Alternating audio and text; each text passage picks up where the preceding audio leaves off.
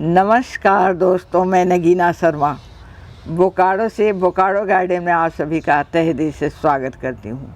दोस्तों, आज मैं आपके सामने बहुत ही खूबसूरत पौधा लेकर आई हूँ जिसका नाम मैं आपसे शेयर करूँगी।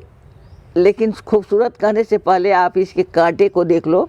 इसमें कांटे बहुत होते हैं और जिस तरह से गुलाब में कांटे बहुत होते हैं फिर भी सबको पसंद आते हैं, इसी तरह आपको भी ये प्लांट काफ़ी पसंद आएंगे। एक्चुअली ये इसको बोलते भी हैं, इसको रोज़ भी बोलते हैं क्योंकि इसके जो फ्लावर आते हैं रोज़ के जैसे आते हैं और पत्तों से खूबसूरत पत्तों वाला, ग्रीन पत्तों वाला। जिस समय फ्लावर नहीं भी आते रहते हैं उस समय भी ये पौधा आपके बगीचे की खूबसूरती बढ़ाता है। तो चलिए जान लेते हैं इसका नाम क्या है। दोस्तों, इसको रोडो कैक्टस गैडीफोलिया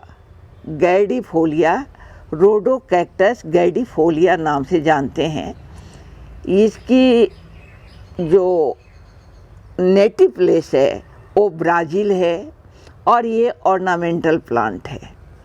ऑर्नामेंटल की बात चली तो मैं एक बात और आपसे कह दूं कि कहीं कहीं पर इसका मेडिसिनल उपयोग भी होता है। जो सूजन वगैरह हो जाते हैं उसमें इस पौधे का काम आता है।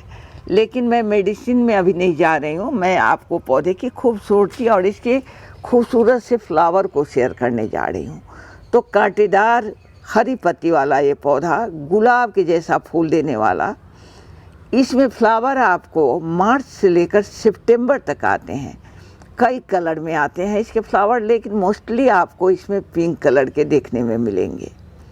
दोस्तों, इसके फ्लावर जो होते हैं वो उभयलिंगी होते हैं, यानी इसमें मेल फीमेल दोनों एक साथ होता है, जिसके कारण इसमें फ्रूट बनता है। मैं तो नहीं कहूँगी आपको, लेकिन जैसा कि सुनने में आता है कि इसके फ्रूट को कहीं कहीं पर खाया भी जाता है।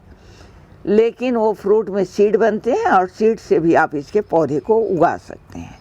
दूसरी चीज़ है, आप इसकी कटिंग कहीं से भी मिल जाए तो आप इसको लगा ले सकते हैं। दोस्तों, जाड़े में अपना पत्ता गिरा देता है। इसका जो फल होता है वो नाशपाती जो आप खाते हैं वैसा इसका फल होता है। अब बात करती हूँ इसकी सन की। तो चूँकि ये कैक्टस की है तो इसमें आपको फुल सन में आप इसको रखेंगे तो इसके लिए बेहतर रहेगा। और साथ ही कैक्टस होने के नाते जो कांटेदार पौधे होते हैं वो अपना पानी का संग्रह करके रखते हैं। तो आप इसमें पानी कम दें, लेकिन सॉइल को मॉइस्ट रखा करें, बहुत ज़्यादा ड्राई नहीं कर दे। इसके सॉइल को मॉइस्ट रखें और पानी इसको बहुत ज़्यादा रुकनी नहीं चाहिए। दोस्तों, अब मैं इसकी बात करती हूँ सॉइल की और इसके पॉट की। तो आप देख रहे होंगे कि मैंने एक छोटे से पॉट में इसको लगा कर रखा हुआ है। मैंने इसी में इसकी कटिंग लगाई थी और इतना बड़ा सा हो गया और साथ ही ये फ्लावरिंग भी करने लगा। तो मैंने इसको काटी नहीं। अगर आपको इसको कट करनी है तो आप इसको कट करके और जगह भी और पौधे बना ले सकते हैं, या फिर आप कट कर देते हो तो ये झाड़ीदार यानी घना बन जाएगा। अभी आप देख रहे होंगे कि मात्र इसके एक ब्रांच जा रहे हैं। पॉट मैंने जिसमें कटिंग लगाई थी वही मेरा पॉट रह गया है, लेकिन इसको बहुत बड़े पॉट की आवश्यकता नहीं होती है।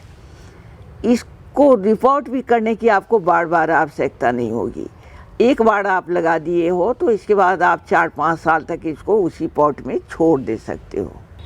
दोस्तों, ये आपका कैक्टस है। तो कैक्टस को आप जान ही रहे हो कि कैक्टस वाली सॉइल चाहिए, यानी उसमें सैंड अधिक रखेंगे आप और उसमें खेत की सॉइल आप कम रखेंगे, जिसमें पानी ज़्यादा रुके नहीं। ऐसे सॉइल आपको बनाने हैं, ड्रेनेज अच्छी रखनी है। और सॉइल जो है सो आप किसी भी तरह की सॉइल आप इसको ऑफ़र कर सकते हैं।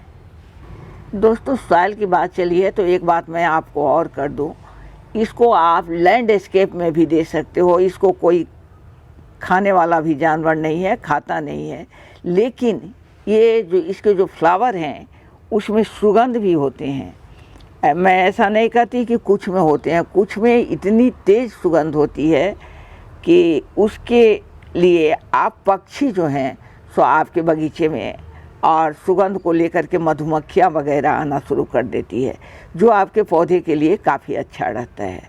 दोस्तों, इसके जो फल बनते हैं उसको आप और हम भले ही ना खाएं, लेकिन पक्षियों के लिए वो बहुत बेहतर भोजन होता है और इसलिए पक्षी का आना जाना आपके बगीचे में लगा रहता है। दोस्तों, अब मैं बात करती हूँ कि अगर इसको बेहतर ढंग से चले, ऐसे तो ये हर एक मिट्टी में रह लेगा, लेकिन अगर आप इसको दोमट मिट्टी देते हो, 2 भाग आप दोमट मिट्टी दे देते हो, पीट मॉस दे देते हो 2 भाग, और उसमें आप इसको लगाते हो तो ये बहुत बेहतर उगता है। लैंडस्केप, इसके बाद पॉट से लेकर के हैंगिंग पॉट तक ये पौधा आपका बहुत खूबसूरत लगेगा, क्योंकि इसमें जो फ्लावर्स आप देख रहे हैं ये गुच्छे में आते हैं, और गुच्छे ऐसे नहीं, इसके गुच्छे जो होते हैं फ्लावर के, वो 10 से लेकर के 30 फूल तक इस गुच्छे में आते हैं, जो एक एक करके फ्लावरिंग करते जाते हैं और गिरते जाते हैं। मेरे हाथ में आप देख रहे होंगे कि एक फ्लावर यहाँ आपको दिखाई दे रहा है। इसी तरह ये फ्लावरिंग करते जाएंगे और फिर गिरते जाएंगे, और इसमें 10 से लेकर 30 फूल तक लगातार आते रहेंगे।